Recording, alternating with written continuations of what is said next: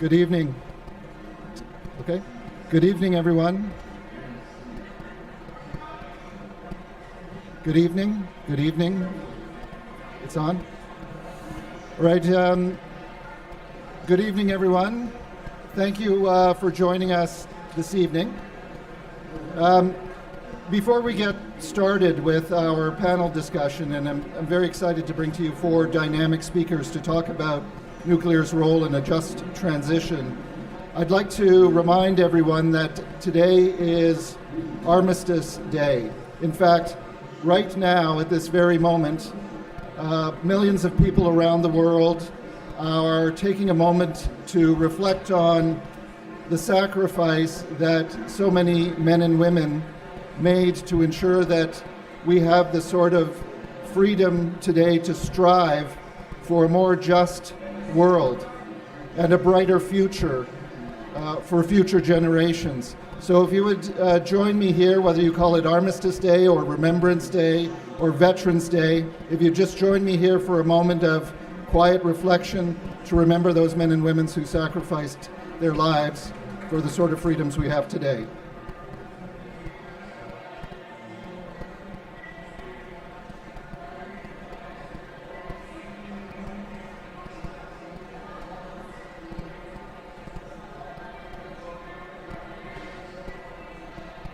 Thank you. Thank you very much. Now, it's my great pleasure to be kicking off as moderator today the session on delivering employment and a just transition and how nuclear can make a contribution. You know, everyone that's gathered here at COP over these last days and going into next week have been striving to keep global warming below a certain temperature so that we're protecting this planet and all living things for future generations. And this mission is an urgent one, but it's also a hopeful one in many, many ways. Certainly there are technologies such as nuclear that can help contribute to a vibrant, promising future, and one that creates vibrant communities, and one that creates economic prosperity for all.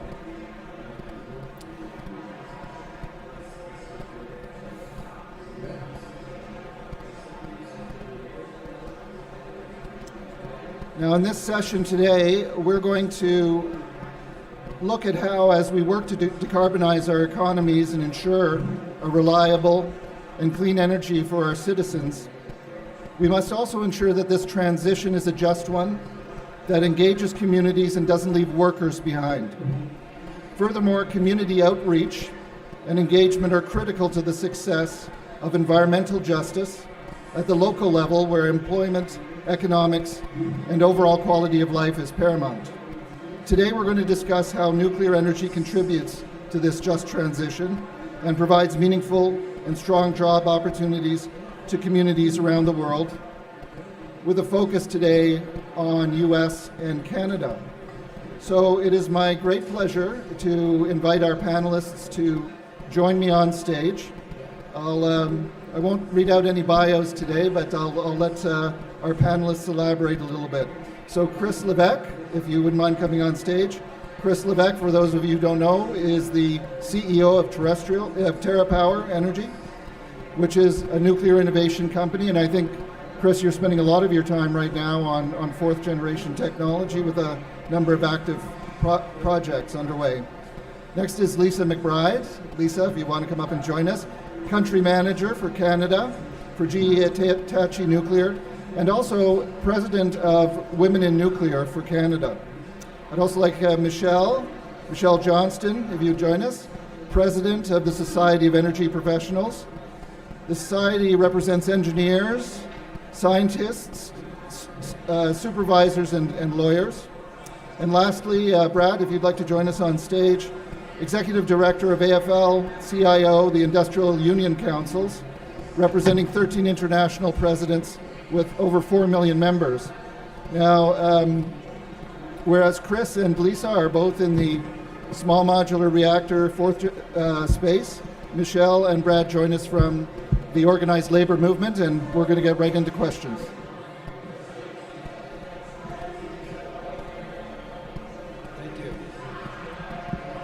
Thanks very much. Okay, so we're going to start off with a question that I invite all of you to answer. And as I said, if you don't mind, you feel free to say a little word of introduction about yourself and perhaps your organization before you answer the question. But here it is. As nuclear plays an increasingly large role in the clean energy transition, what is nuclear's potential impact on jobs, and how can communities benefit most from nuclear as a neighbor? Well, thank you very much, and thanks for inviting the AFL-CIO to be here. We're the United States Labor Federation. 12.5 million workers represented by 58 international unions. And as you might imagine, we love nuclear. Nuclear provides a lot of very high-quality jobs. And from the construction, from the planning, the engineering, the operations folks, all fantastic job creation.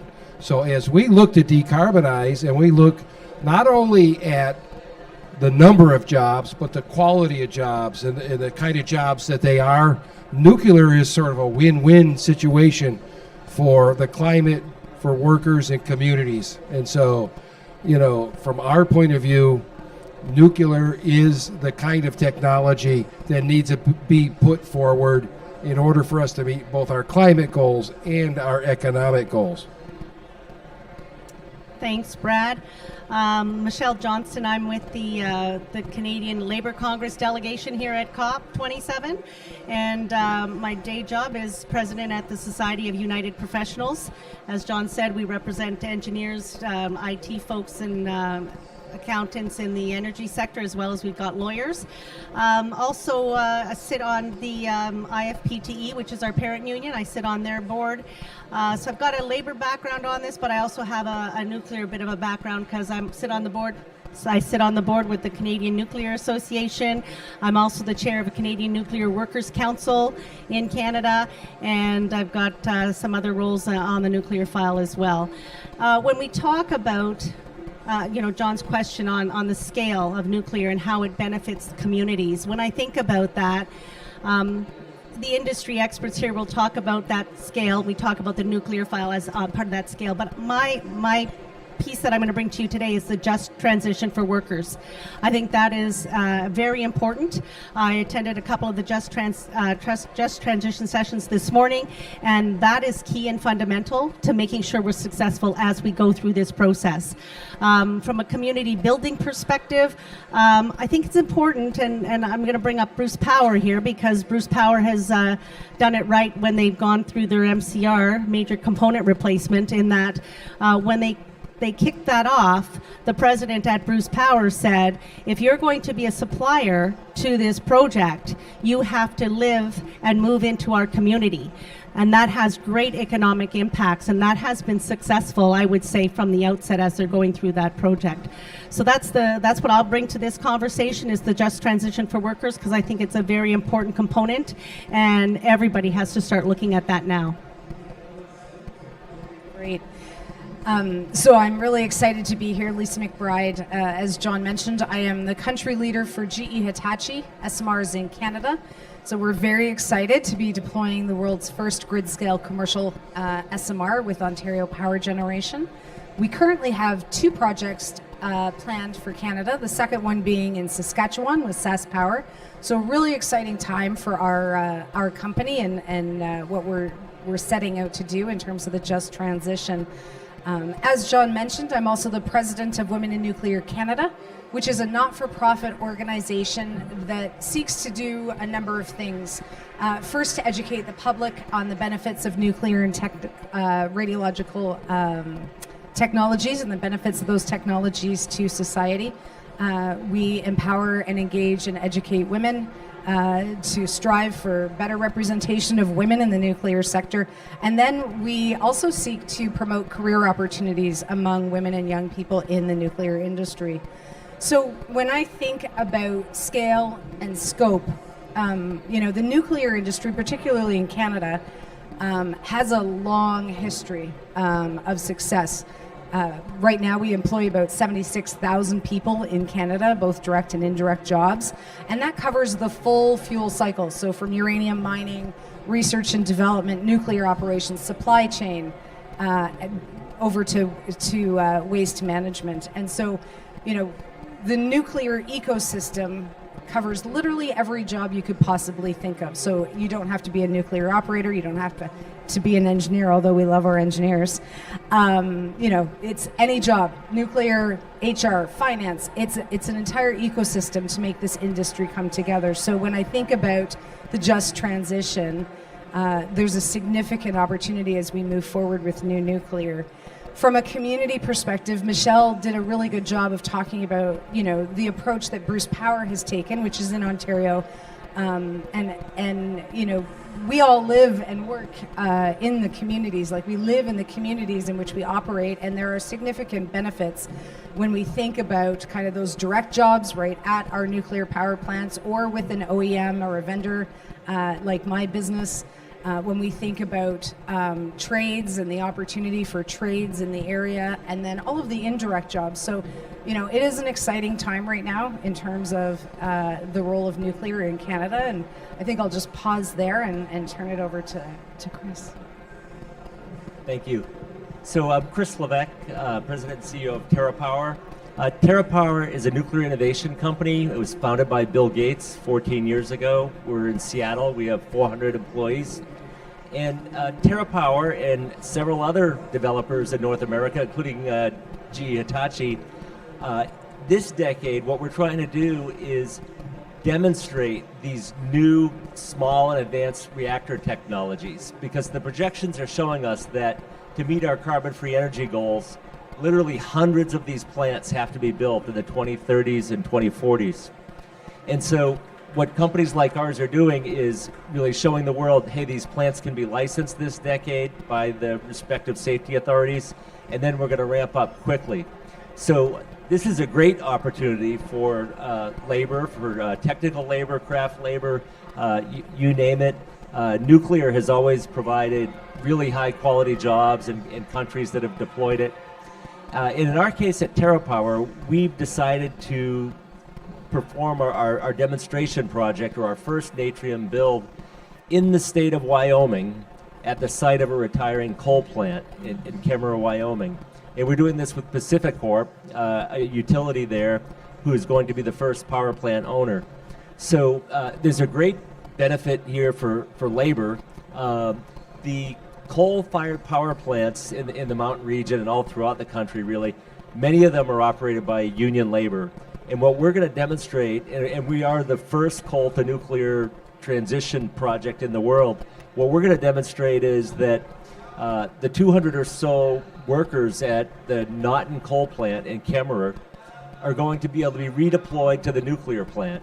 Because when you look at, what are the skills required to operate a coal plant versus a nuclear plant, they're very similar. It's the same kind of electrons, it's the same turbines, same switchgear.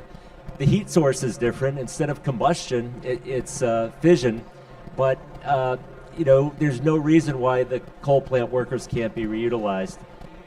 Projects like this are going to peak out at about 2,000 construction workers when they're built, so that'll be a big opportunity for union labor during construction as well. And again, we're talking about hundreds of plants between these designs. Look forward to sharing more. Good. Yeah, sure, Michelle. And then we'll hand it back to Chris, because I want to build off something he said as well. I'm just going to add on to what Chris said. So we have, at the Society, we have a prime example of that transition from coal to nuclear. One of our members, 17 years of age, came into the coal plant in Lambton, Ontario, of which no longer exists. And he came in and he was pushed out of high school, just pushing a broom across the floor. He then got the opportunity at OPG to go into training and mentoring, and he was able to become an operator at that plant. And then 2014 hit, and coal plants were being shut down. He was able to reskill, upskill, and now he's at OPG, and he's doing the manager of the construction contracts on the nuclear file. So, it can happen, and it does work. There are a number of remarkable stories like that, aren't there, Michelle? You know, people who are now running the operations floors of the nuclear plants after starting in administration. Chris, I'm going to start with you here with a sort of a melding of the first official question, but also building on your opening remarks. So you mentioned that this is going to be the first nuclear to coal conversion project. Tell us how big is the unit that you're putting into this plant, megawatts wise? Yeah, so Natrium, which by the way, we also have GE Hitachi working on our project with us. Thought I should mention that. About 200 engineers in Wilmington, North Carolina are supporting our design effort. It is a 345 megawatt plant, so that's enough for about 400,000 homes. And one unique thing about Natrium is it has an ability to change power really quickly, to move from 345 megawatts to 500. And it does that by implementing built-in energy storage using molten salt storage. And how large was in megawatts was the coal plant that was there before? Yeah, roughly the same. So, and that's what you're seeing, across North America and Europe is these coal plants are great opportunities for a coal to nuclear transition. They're scheduled for closure. It's not like nuclear is coming along and displacing them. Many of these coal plants have reached their end of their economic life, or regulatory changes are forcing the closure of those plants. And these are communities that would literally die in some cases if we didn't repurpose, the cooling water, the transmission connections are there, and then the most important resource in these communities is the people. So maybe I'll ask Brad next, and building on this to get into some specifics around sort of job equivalencies, right? Because you've been looking at this coal to nuclear conversion, right, with some experience. Well, look, the skill level is higher in nuclear, but it's not something that's not attainable for somebody that already worked in a coal plant. When we talk about putting a nuclear plant up, the level of welding that is needed is the kind of skill that is going to put somebody in a career for their whole life. If you can weld those pipes, that pressure, those tolerances, x-rays, or whatever the hell you guys are doing to make sure they're right, it really puts somebody in a good position. Megawatt for megawatt, nuclear is probably a few more jobs in a coal plant if you look at the whole supply chain and the site.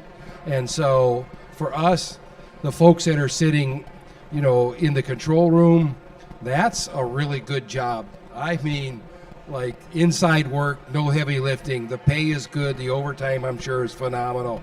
And for communities that like the one in Wyoming, where there's a grid connection, for a long time when a coal plant closed, we're like, what are we going to do with this site? Oh my gosh, we have to redevelop. We got to turn down, clean up. Well, it turns out that there's a very valuable thing sitting there, the grid connection. And that is going to make a big difference in communities all over the place.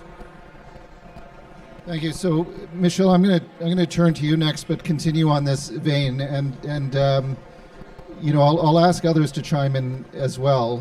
To a certain extent, there's tension, at least that we're experiencing in Canada right now, especially among organized labor, over the notion that we may be moving from large reactors, which employ thousands of people in some respects, to smaller reactors, and there being a fear that there are going to be more automation, smaller plants, less people employed.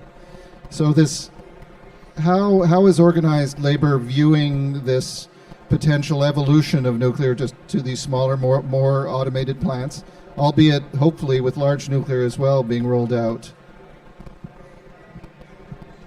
Yeah, John, I think with response to that question, when I think about it, we've got up in Ontario with the Pickering extension for a year on Pickering B, and then we've got possible refurbishment happening there. So there's going to be jobs that are going to be still available there. But when you talk about the SMR world, we believe the megawatt hours that are required to run, we've got generation and demand going to be increasing double, triple. We're going to have the infrastructure from a generation perspective to support that. And when you do that, you may want to put up 300 megawatts of an SMR, but that's not going to get us to where we need to be. One of the things that we push for is the large, bigger, I'll say can-do generation that we're going to need in order to provide the power to the province. And those jobs are high-paid, unionized jobs, and they're good jobs. And when you turn it back and you look at it, and what it gives to the community is it boosts the economy. Because when you've got good-paying jobs in a community, people spend their money in that community, and that's what gives them, that's what helps the economy. But I don't think Labor's looking at it through the lens that there's some challenges there. I think I look at it as the nuclear renaissance, and there's going to be a significant number of jobs available. I'll go back to what Brad said. If you're a welder in the oil industry, then you can become a welder in the nuclear field as well. So nuclear, large and small, bring it on. Let's hope that we're playing a major role, and that those traditionally great jobs, as you were saying, Brad, continue in all milieus, right? Agreed. Did anyone else have something to add on this particular issue? Yeah, Brad. Because here's the thing about technological progress. The whole history of human development is doing more with less, right? I come from the auto industry. Electric vehicles are probably 30% fewer jobs than internal combustion. But guess what? When robots came in, right? When I started in the auto industry, all the welding in the body shop was manual. Now it's probably 80, 90% with robots. What matters to labor the most is the quality of the job and the kind of career path and the security in the job. And we know that over time we will do more with less. Is a gigawatt of nuclear, whether it's spread out, I don't know. If they're smaller, it sounds like more work to me, actually, because of the dispersed nature of it. But we'll find out. The quality of the jobs is the thing that really matters. If I could add. And I think you make a good point there. When we think about innovation and automation, those are jobs as well, right? There are people behind those jobs to get us to the point where we're able to automate, we're able to do more with fewer hands-on tools where maybe it touches the grid, but the innovation and the breakthrough technology that's needed to continue to advance is a job creation. It is an ecosystem, and quite frankly, when you think about it, the universe doesn't like a vacuum, right? So where we find opportunity to, reduce jobs, they pop up somewhere else to get us to that point. So I think it's, if we think about it as a full ecosystem, it's the innovation and how we continue to do that. Thanks. And maybe just to remind people, electricity demand is going to grow between now and 2050. If you look at, developed economies like in the North America and Europe, electricity demand is going to triple due to electrification of the transportation sector and the industrial sector. So this is a growing business. In fact, if you look at the demographics too, we're going to have less people. So we really have to have advanced technology and efficiency if we're going to energize our grids. So I'll just add, I'll take my liberty as moderator here to add my two cents to this from a couple of different perspectives. One is I think in a very real sense, small modular reactors have created an opportunity for people who had written off nuclear a long time ago to re-engage, re-examine, and take a real look at the facts behind nuclear. And I think that in turn, in a fortuitous way and at a very important time, has opened up the much broader look at all levels of nuclear. And the last thing I would say is what's becoming more apparent to me is that the applications for large versus small reactors are very different. They're not taking away from each other's portion or role as we go towards this future where we're trying to triple the amount of electricity we produce or apply these small modular reactors, for example, into high temperature heat situations. So I think this is a great news story for Labour. And I'd like to switch now, if I may, to communities, and starting with you, Lisa. As you mentioned, GE Hitachi is going to be potentially the first grid-connected small modular reactor, 300 megawatts. In the free world, anyway.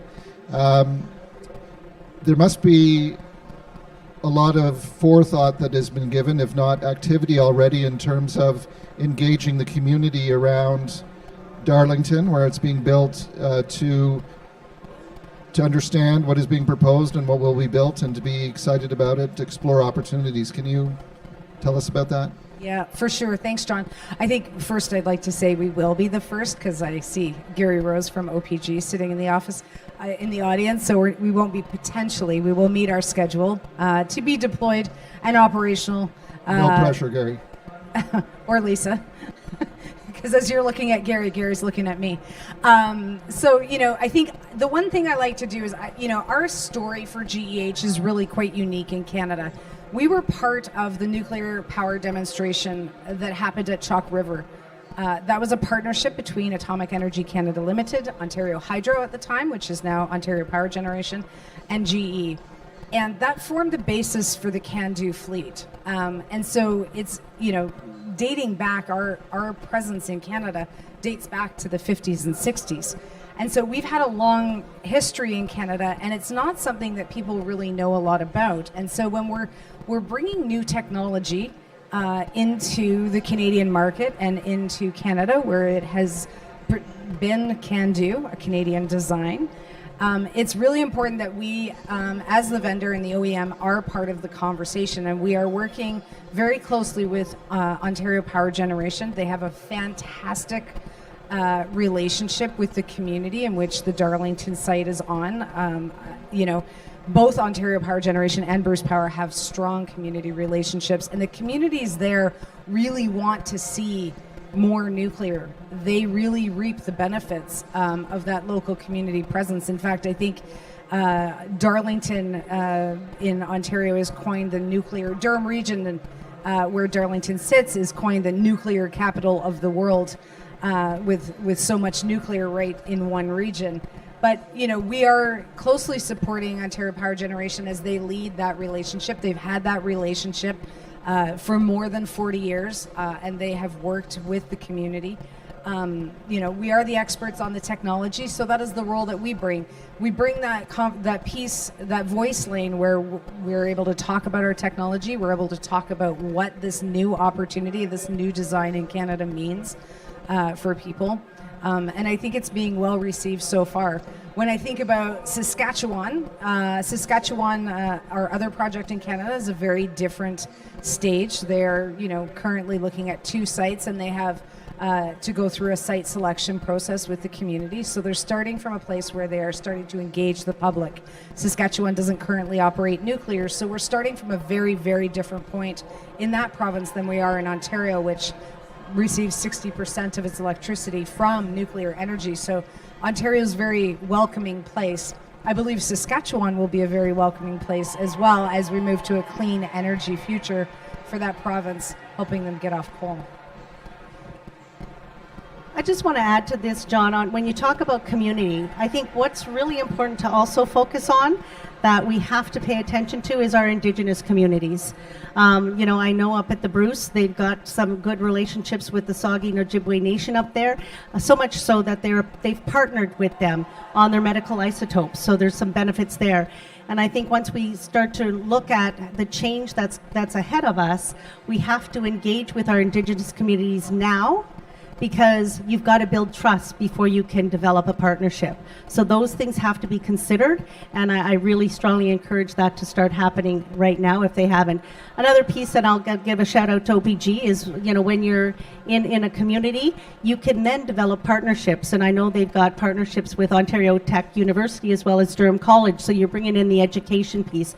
So that's the pipeline that you can rely on to get the folks educated and doing some of the jobs that are in the sector.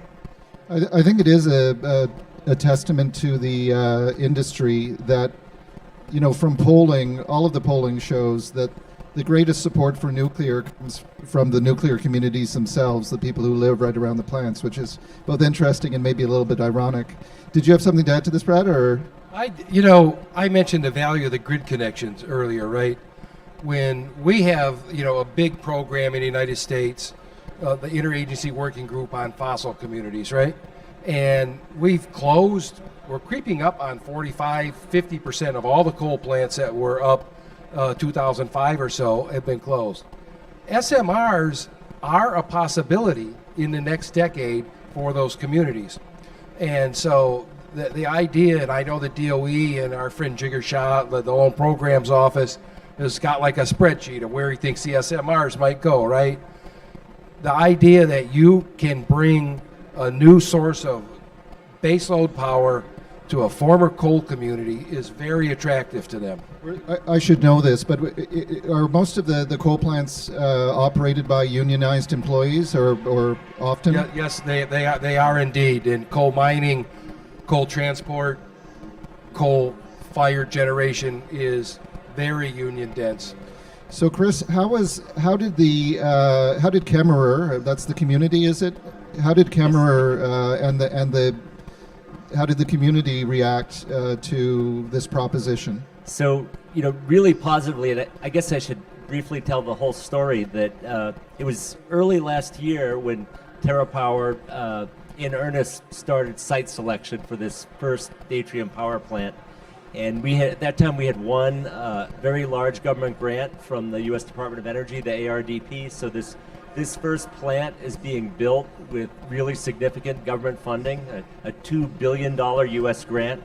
So we are a super moving project right now. We have 900 engineers working on the project in that E phase of the EPC project.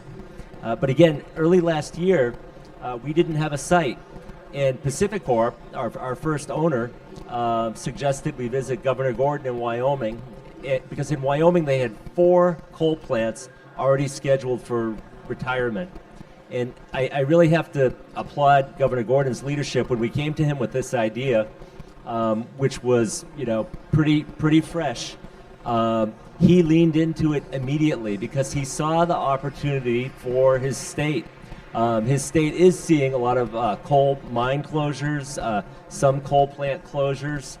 He still wants to see some coal generation continue with carbon capture, but he saw advanced nuclear energy as an opportunity for the state, not just an opportunity to have some power plants, but an opportunity for engineers who study at University of Wyoming to stay in state and have jobs and not leave, an opportunity for the community colleges. So Governor Gordon gave us a total green light. And so then we went and looked at 4 communities. And to anyone who will tell you it's impossible or even hard to site a new nuclear plant, I have to tell you that we engaged 4 communities. We had town hall meetings talking about safety, talking about how Natrium was different than today's reactors. And we had 4 communities say we'd like to be considered. And on the day we did site selection last November, we had to tell 3 communities, hey, we're sorry, but we think you can be the next Natrium site. And we selected Kemmerer, Wyoming at that time. And when we talk about just transition, I think it was already alluded to earlier, it's about labor and not leaving them behind, right? There have been cases where, West Virginia especially, coal communities were really left behind by the beginning of the energy transition. So it's labor, it's the communities around the labor, indigenous communities as well. In Wyoming, we have many tribes in the mountain west of the U.S. The Arapaho are very, very active in these discussions in Wyoming. And the thing we're learning, we like to learn our whole lives. One thing I've learned working in Wyoming is, that those hunting grounds in Wyoming they're holy land. Some of us talk about the Holy Land. We think that's someplace else. No, that's their holy land, and that's the way we have to treat those lands when we do construction projects.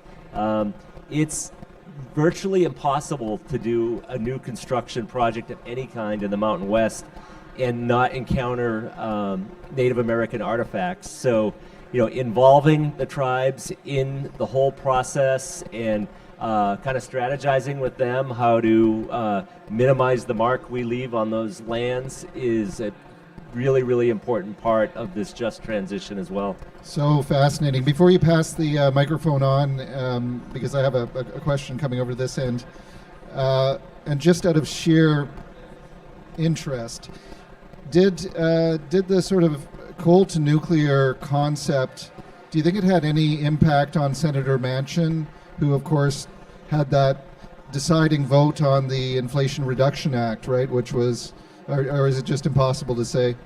I can't speculate at all on that particular item, but I have to tell you, the congressional leadership on energy in the U.S. Congress has been amazing. Senator Barrasso, who's from Wyoming, is the ranking member of the Energy and Natural Resources Committee. Senator Manchin is the chairman. Those leaders understand energy. They're thinking about the national security needs, the grid security needs, the clean energy needs, the jobs. Our leadership in Congress, bipartisan on both sides, really understands the role of nuclear, and that's a big part of why we had this very large government grant that's funding this project. It's nuclear is so interesting in that way, being able to span in a sort of multi-partisan way the sort of support we're seeing. So I'm going to turn now to Michelle and Brad, and it's really picking up on a point that you made, Brad, about the portability or conversion of these jobs from, let's say, coal to nuclear. This whole issue around resourcing and talent and skills training.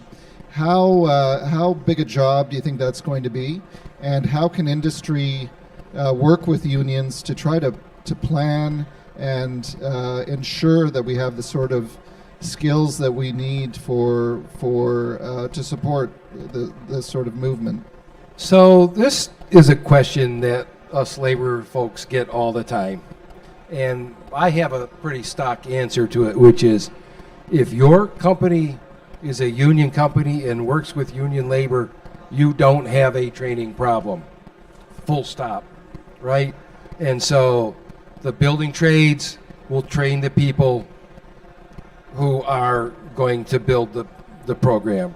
Our friends at Edison Electric and Lampak and their programs that they run together, the company by company programs to train the operators, to train around the safety. The IFPTE folks come in with 4-year, 6-year, 8-year degrees ready to go. The interesting thing, I think, when we get to SMRs, where maybe the training system isn't as well developed, is SMRs are going to be made in whole or in part in factories. And we really have to up our game around factory training in the United States. We don't have the same standards across the industry like you would with a IBW NECA electrician, for example. So that's a challenge. But, unions, like in my union, the UAW, forever, we cut money out of our own paychecks to make sure that the training is funded because it's so important to us.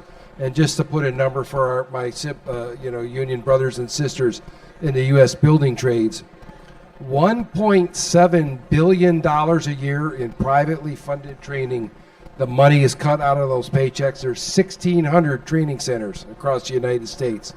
So if you're a company worried about skills and finding workers, come live the union life and we'll make it easy for you. Exactly. The only thing I would add, John, is engage with your union early in the process. As we look at just transition, I think what some of the stuff that's, when you talk about some of the coal shutdown in Ontario, some of the folks that got blindsided was they didn't know what was coming.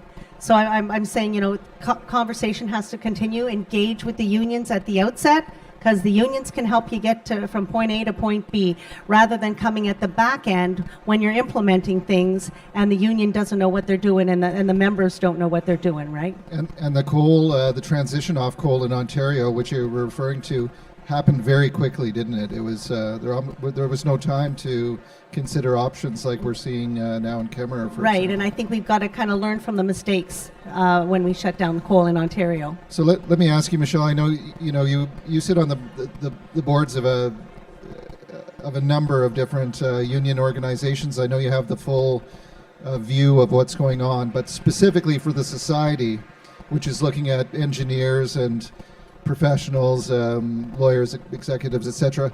How is the challenge there different, or is it different at all in terms of reskilling or transportability of expertise? I don't think it is different, John. I gave the story at the outset about one of our members who was part of the coal industry, and coal shut down, and managed to reskill, upskill, and when it goes back to what Brad said. When you're talking about unionized organizations, part of the union's responsibility is health and safety, which then translates into training, and the folks get trained right within the companies. Right. So maybe I don't want to push this too far, but to be more straightforward about it, the society represents white collar workers. So what is the do we have to treat these differently when you look at the interplay between new nuclear builds or maybe some sort of conversion or upskilling than you do with blue collar? I would agree in that sense, but that goes back to what I said earlier about the partnership OPG has with Ontario Tech University, right? So that educational pipeline is key and fundamental, I think, to the change that we see coming in the nuclear sector. And that has to be honed in on, that has to be looked at as well. Okay, thank you. Lisa, I'm going to ask you to put your Women in Nuclear hat on. You have truly been a leader in terms of pushing for gender equality in the sector in Canada. I know the progress is not going as quickly as any of us would like, but tell us what kinds of career opportunities you have been witnessing for women and the type of encouragement that WIN provides to them to enter into the nuclear space. Sure. I appreciate your comments. It certainly doesn't move as fast as I would like.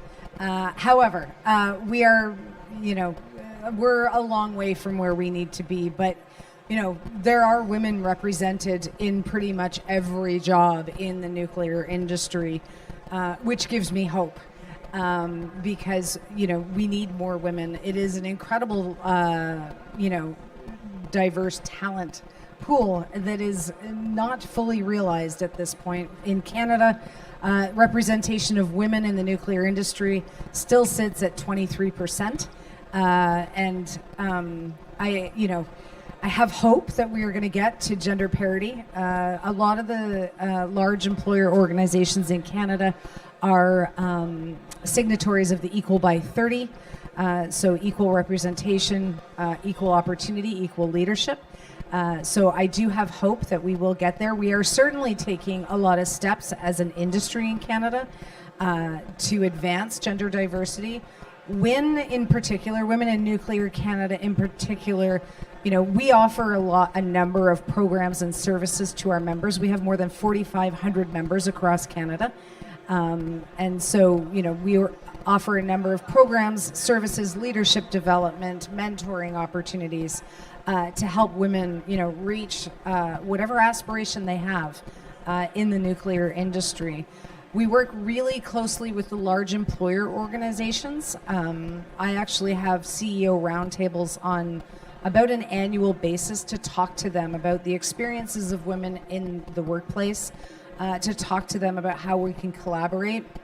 Women in Nuclear is partnered actually with Natural Resources Canada on an equity, diversity, and inclusion roadmap for the industry, looking at ways not to rewrite what's happening. The companies are doing a lot of really good things, but we're not moving the needle fast enough. It's sad that we're 2022 and we're still talking about this. We've been talking about this for a long time. So I worked with the CEOs. We've had some conversations about pulling together all in the same direction on the key activities that are making a difference in their organizations. And so we're looking forward to releasing an ED&I roadmap for the nuclear sector, probably early 2023, which will have companies all pulling together to make a difference. And I really use the model when I'm talking to the CEOs about the things that we've done in Canada on refurbishments. We have Ontario Power Generation and Bruce Power, talking to each other about how they're going to get through the refurbishments and the MCR at Bruce Power with the talent and with the workforce. How are they going to do that where they're not drawing resources all at the same time? How are we going to harvest isotopes from our reactors, right? We engage with the supply chain, we engage with the regulator. And so, we've done a lot more complex things by collaborating and working together. And I'm basically taking the same approach. If we collaborate, work together, look at what we're all doing to see where we can make a difference. I'm really hopeful that we're gonna advance this really, really quickly, or at least a lot quicker than we have since I've been around. I'm sure we will, and we'll continue to work on it. By the way, just for the panelists, I find it helps if you just treat the applause as reaction to your remarks. It's working for me. It's energizing. Chris, we've just heard a little bit about the sort of gender diversity. The conventional nuclear industry has a stigma attached to it, which is hard to break. A lot of male dominated, etc. But with the Natrium project and this incredible fourth generation technology that you're developing, how has the interplay been with youth? And what are you seeing in terms of the mix of people involved in driving things? Sure, John. I just have to maybe add on a little to Lisa's message about women in nuclear, because it is a fact the nuclear industry is really pretty pale male and stale, especially at the top. And we have to fix that. And at TerraPower, I'm really proud. We have some serious women leaders in our management. Marcia Berkey, our CFO, she really leads the company with me. Former Bechtel partner and now our CFO. She's in charge of all our corporate functions. She just led our fundraise of $830 million, which is the largest private fundraise in fission that I'm aware of. Tara Niter is our project director for the Natrium plant in Kemmerer. She has 900 engineers working for her, 200 at GE Hitachi in Wilmington, a couple hundred at Bechtel, plus the TerraPower folks. As I say to people, we all work for Tara at TerraPower, because that being a project director on one of these new builds is a very, very tough job. We all support her. One last one, Monica Tarquino, who's in charge of our very large laboratory in Everett, Washington. She's a former Navy nuclear officer on aircraft carriers. When I served in the Navy, women couldn't be nuclear operators. So there's great changes happening that are going to take time. And at TerraPower, having our young people, I'm getting to your question about young people. Having our whole team see women like Marcia, Tara, and Monica, that's what changes, this male, pale, and stale situation. So we're enthusiastic about that. One other thing about young people, that they're kind of saving our butts in the nuclear industry, because I'm telling you, especially in the U.S., it's really the young folks who are so concerned about the climate who are saying, hey, advanced nuclear is clean energy. There's really a change that's happened in the U.S., and we've been trying to explain it to some of our European friends that advanced nuclear is just seen as clean energy now, and it's the young people who see that and are driving that. And I have to tell you, in our companies, the young people, we have a very flat organization. You have to, if you're going to have all these super smart young folks, and our young people are pushing leadership every single day to move faster, and that's a great thing. Yeah, it is. It is a great thing. From a union perspective, are you seeing dynamics change in terms of the membership and the workforce when it comes to gender diversity and the engagement of youth? Are those issues that are on the front burner? Yeah, and like what we've done in our union, John, is we've set up equity committees. The society has a number of equity committees so that our members can come to those committees and outline to us some of the issues they may be facing in their workplace. But yeah, I think we're seeing a lot of I'll go back, I don't think it's happening fast enough. When we look, equal by 30, and we see a lot of organized. I also sit on the EHRC and Electricity Human Resources Canada board. They've got a leadership accord that organizations can sign on to. I'd like to see more signatories on that accord to get that not only gender but also other marginalized or groups of folks that are that should be at the table, that should be having the opportunity that the workers in the nuclear sector have had for a long time. One of my friends in the IBW is a woman named Anna Jerry. She was an operator in Alabama. She's now a servicing rep, servicing utility plants all over the South. And so I think we have turned the corner, especially when it comes to the construction side, where there's a robust pre-apprenticeship system that the building trades run, and they 5-6 weeks, and they sort of help you sort out, like, what's a good path for me? Can I get up to speed to be successful in an apprenticeship? And it was mentioned earlier about engaging early. And Chris, I don't think I'll be breaking too many confidences to say that your company was engaging with labor well before the announcement was made. And the location in Wyoming is, if I've got it right, 60 miles from Salt Lake City. That is going to be a big training program, but the early engagement, the opportunity to bring youth, to bring indigenous people in, really what TerraPower has done on the early engagement, the community engagement, working with DOE to bring the tribes in that discussion right away, right? The Department of Interior, tribes in the discussion. There's a great opportunity to pull people who never would have seen themselves in this industry into a great job. And I really think as we look at what I think is a nuclear renaissance in the 30s and 40s, that those opportunities are going to be available for a lot of people who never saw themselves in that kind of industry. Thanks, Brad. I know, Lisa, you have something to add there? I was going to go back to the comments on engage early and often, and that certainly is true with our labor unions. But it's also true when we think about building the talent pipeline. So, as we look at, certainly today's workforce, how we reskill people, I think, everybody has the capacity to learn. People don't walk into a nuclear plant understanding nuclear. They go through training programs. They go through, skills development and capacity building.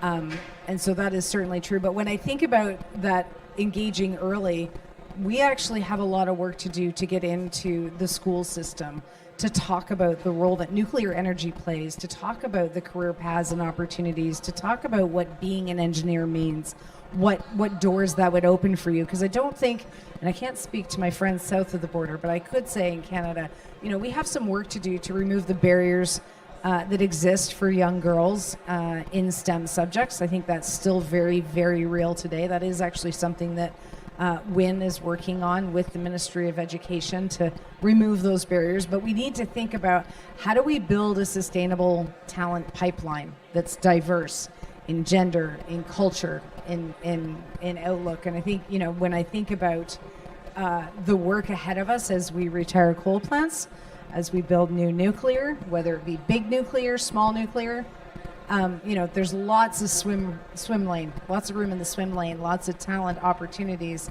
but we have to engage. And youth is actually, they're an untapped resource in terms of advocates for nuclear, right? When I think about, working in a nuclear plant for 19 years before I took this job, I used to talk to people about nuclear all the time because I was excited about what I got to do and what I got to see and what it was like, and it was really neat. Our employees, our labor unions, our youth, our young people are all advocates for everything that we do, and we need to certainly think about how do we leverage that so that people better understand the role that nuclear energy plays. And I think we have to tell our stories. We have to tell our stories. We work in the sector. A lot of our folks just, they take that for granted. But the story about nuclear is a good story. I think history has taught us to not talk about nuclear because of the stigma that was attached to it. With this renaissance we're going through, I think we have to start telling our stories and be proud to tell them. Part of those stories is about how clean nuclear is. It's not just the carbon, it's the criteria pollutants. It is the enabling of other emissions reductions like electrification. And I think, look, as a guy who came out of the auto industry, right? Small particles, ozone, these things are very rough on human health. And nuclear has got a role in electrification. As Chris said, we're going to sell a lot more electricity, probably already in the United States, 15-18% more by 2030 if we're going to hit our goals, right? And so that community story is not just about opportunity, it's about health, it's about cleaner communities, it is about getting the pollution out of the air, and that's all of a piece, if you ask me. Well, thank you so much. We're just we've come to the end of our time here, and I was struck by so many of the different comments that were made. I can't tie them all together, but I will make a bridge here. Building off of Chris's observation about how this younger generation has managed to sort of skip over all of that stigma and misinformation and fear that the previous generations of people have built up for all sorts of very interesting reasons around nuclear. They're bringing that fresh technology, innovation, excitement attitude to what nuclear can do. I think that's incredible. And the experience that TerraPower has had with those coal communities is also very encouraging. And I think, Lisa, as you alluded to, when we start looking towards Saskatchewan and the possibility of building out some of the GE 300s at these coal communities, that's a very promising lift for us. And from a union perspective, this idea that the unions can actually help accelerate the upgrading, the skill training that's needed to meet this sort of crunch that we're likely going to have. I got to say, the youth are very noisy, though, aren't they? The youth are very noisy. They're very, very animated. Very unruly, but we still welcome them into the nuclear sector. And of course, Michelle, thank you for all of your interventions, but especially for bringing up the indigenous peoples. Chris commented on that, but in Canada, in the Canadian context, I can tell you there is not going to be a major project that goes forward without the participation, partnership, and blessing of indigenous people in those projects. So getting out early is very important. Thanks to all of you for participating with us, and to the audience for sticking it out and listening to our views on nuclear and the just transition.